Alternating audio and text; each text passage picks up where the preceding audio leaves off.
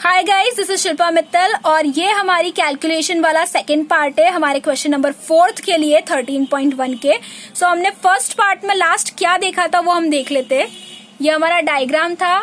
Given conditions के through हमने अर्धगोले का व्यास या डायमीटर ऑफ हेमिस्फीयर निकाल लिया था, फिर रेडियस या त्रिज्या भी निकाल ली थी और उसके बाद हमने फॉर्मूला भी लगा दिया था। और मैंने आपको बताया था कि अर्धगोले का आधार का क्षेत्रफल, क्योंकि एक सर्कल शेप में है आधार, तो हमने गोले का क्षेत्रफल लगाएंगे उसमें पाई आर स्क्वायर का। ये जो फॉर्मूला है ये पुट होगा यहाँ पर, क्योंकि इसका आधार जो है वो एक गोले के शेप में है। सो मैं आपको बता दूं, सरफेस एरिया ऑफ क्यूब या जिसे हम हिंदी में कहेंगे घन का पृष्ठीय क्षेत्रफल, उसका फॉर्मूला है 6a स्क्वायर। ठीक है। फिर curved surface area of hemisphere, I repeat, curved surface area of hemisphere या जिसे हिंदी में कहेंगे अर्धगोले का पृष्ठीय क्षेत्रफल, इसका जो फॉर्मूला है वो है 2 पाई आर स्क्वायर। ठीक है।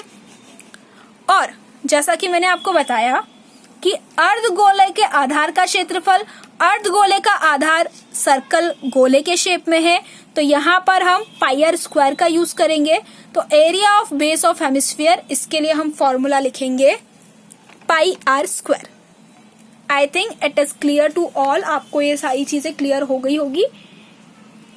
सो आप देख सकते हैं कि पाई आर स्क्वायर दोनों में कॉमन है, बट ये 2 पाई आर स्क्वायर है और यहाँ पर कुछ नहीं है, तो हम मान लेते हैं 1।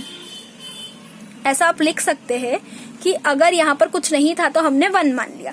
सो 2 पाई आर स्क्वायर में से 1 पाई आर स्क्वायर जब माइनस होगा तो सिर्फ क्या बचेगा, पाई आर स्क्वायर। और 6a स्क्वायर, 6a की घात 2 और पाई आर की घात 2, ये एज इट इज आ जाएंगे। I repeat, 6a square as it is आएगा और 2 पाई आर स्क्वायर में से 1 पाई आर स्क्वायर जब माइनस होगा तो आपके पास बचेगा पाई आर स्क्वायर।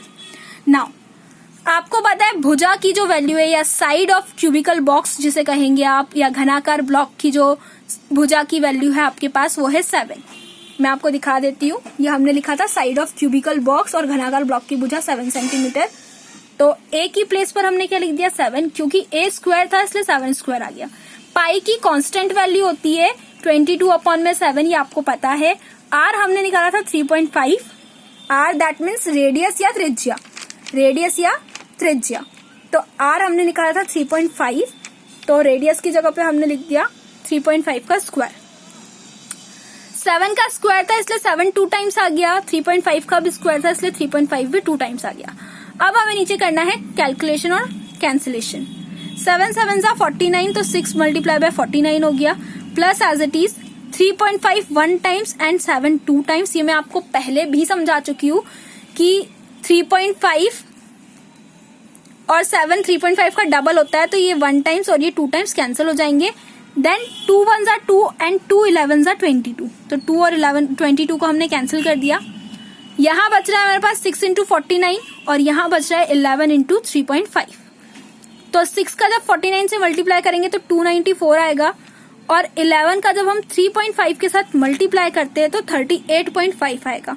और जब आप इन दोनों को प्लस करते हैं, मैं आपको यहाँ प्लस करके ही बता देती हूँ, 38.5 एंड 294, क्योंकि यहाँ पॉइंट का कोई डिजिट नहीं है इसलिए हम 0.0 लगा देते, प्लस किया 5 as it is, point as it is, 4 और 8 12 का 2, कैरी ओवर 1।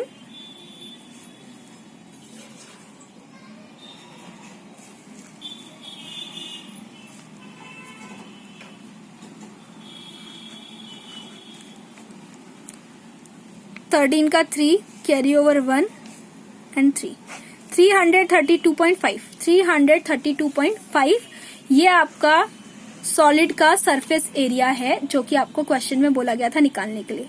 सो यहाँ आपका ये क्वेश्चन 4 का कैलकुलेशन फिनिश हुआ।